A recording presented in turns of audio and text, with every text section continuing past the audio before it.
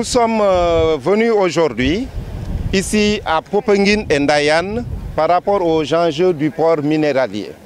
Tout le monde connaît ce port du futur. Alors nous sommes venus rencontrer les populations pour faire une collecte de données, mais surtout pour parler des enjeux environnementaux et écologiques de ce projet étatique quand même.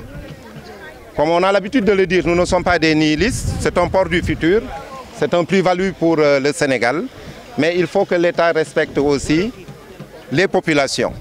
Il y a des impactés, c'est des villages qui sont là depuis les années 1800. Il faut absolument que ce port minéralier puisse prendre en compte les intérêts des populations.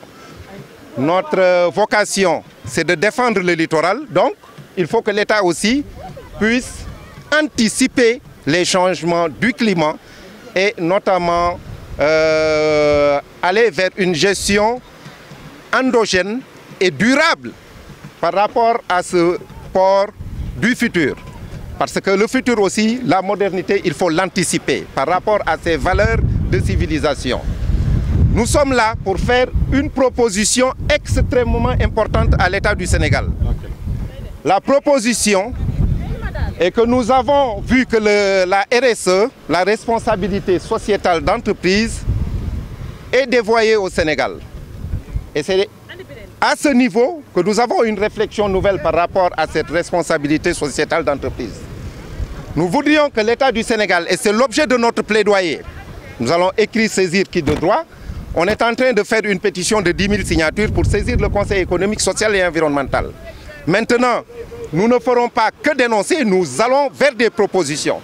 Que ce fonds RSE, que ce port du futur, nous voulons que l'État aille vers 1% du chiffre d'affaires pour le configurer en fonds RSE.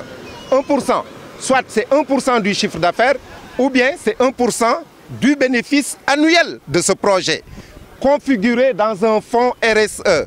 Mais ce fonds RSE ne sera pas donné aux mairies comme le budget consolidé d'investissement.